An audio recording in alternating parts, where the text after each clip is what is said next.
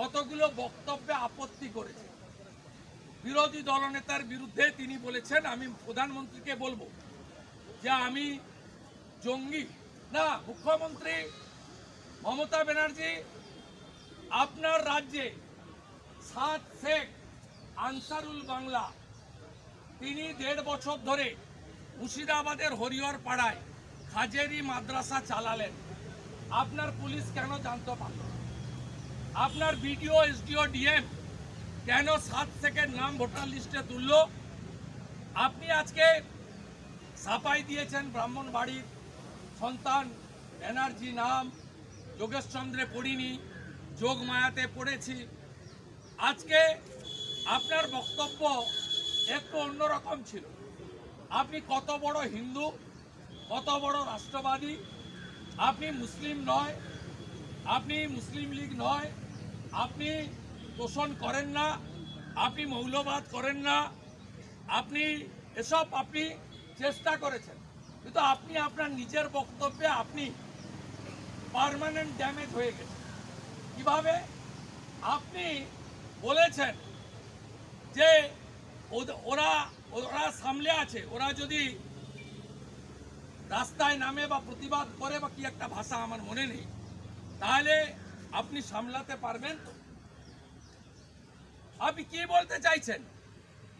আপনি পুলিশ মন্ত্রী, আপনি মুখ্যমন্ত্রী, আপনি শাসক দলের সুপ্রিমো, আপনি পার্টিটা চালান প্রাইভেট লিমিটেড কোম্পানির মতো।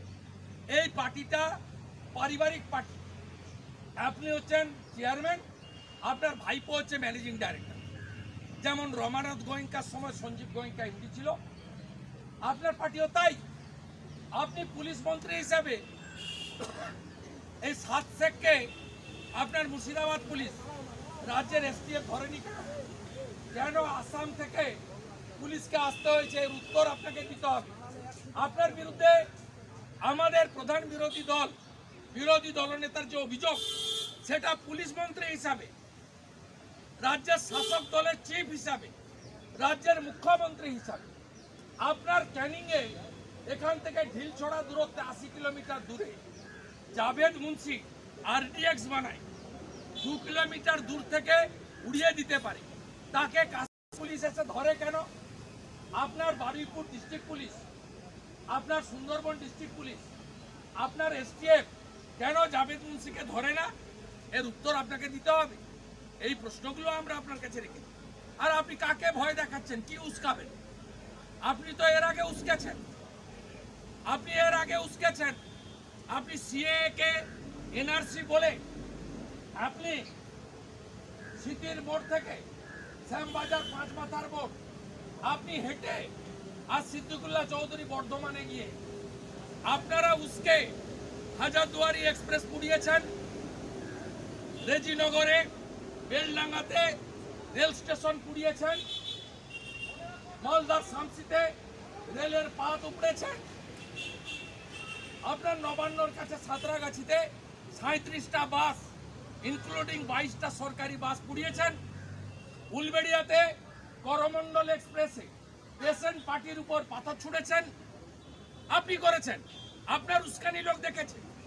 সিএএ যখন চালু হলো 6 মার্চ 2024 রুলস ফ্রেম হলো, আপনি উস্কানি দেওয়ার চেষ্টা করেছেন, কিন্তু উস্কানিতে কোনো সম্প্রদায়ের লোক ফাঁদে পা দেয়নি। আপনার বিরুদ্ধে যে অভিযোগ, এই অভিযোগটা অন্য সম্প্রদায়কে অ্যাটাক করে নয়। আপনি পুলিশ মন্ত্রী, আপনার পুলিশ পারমিশন দিয়েছে, আপনার সরকার 85,000 টাকা চাঁদা দিয়েছে, তারপরেও খোলা কাটাতে কি করে কিছু দুষ্কৃতকারী তারা গিয়ে বলে উলুধ্বনি বন্ধ, শঙ্করধ্বনি বন্ধ, ঢাক বাজানো বন্ধ, আপনি ব্যবস্থা নেননি কেন? গার্ডেন রিচে গায়ত্রী মন্ত্র পড়া যাবে না, গীতা পাঠ করা যাবে না, চণ্ডী পাঠ করা যাবে না, আপনার পুলিশ ব্যবস্থা নেয়নি কেন? আপনার পুলিশ শ্যামপুরে থানা ছেড়ে পালিয়ে গেছিল কেন 3 ঘন্টা? বিসর্জনের দিন দুর্গামূর্তি ভাঙলো, কিছু করেননি কেন? আপনার নারকেলডাঙ্গার পুলিশ একই ঘটনাতে, কালী পুজোর ঘটনায় বোথ সাইডের গ্রেপ্তার করেছিল। মুসলিমদের গ্রেপ্তার করেছে, হিন্দু শিখদের গ্রেপ্তার করেছে। মুসলিমরা ভাইরা 10 দিনে বেল পায়, হিন্দুরা 2.5 মাসে বেল পায়। কেন? এখনো শিখ পিতা পুত্র গুগ্গি সিং এবং তার ছেলে জেলে আছে। কেন? এক যাত্রায় পৃথক ফল হয় কেন? আপনার একটা চোখ বন্ধ কেন? আপনি ইমাম মুয়াজ্জেম ভাতা সবাইকে দেন, আমরা তো বলছি না কিছু, কিন্তু 5 লক্ষ পুরোহিত, গোসাই, দলপতি তারা কেন ভাতা পাবেন না? আমাদের জনজাতিদের মাঝি বাবা, যারা জনজাতি সমাজের যে কাজ করেন, তারা কেউ ভাতা পাবেন না কেন? তাদের কেন দিবেন? এক যাত্রায় পৃথক ফল হবে কেন?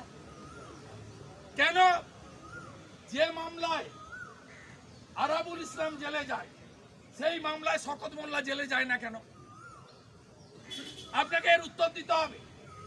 আপনার পুলিশ শাহজাহানকে লুকিয়ে রাখে।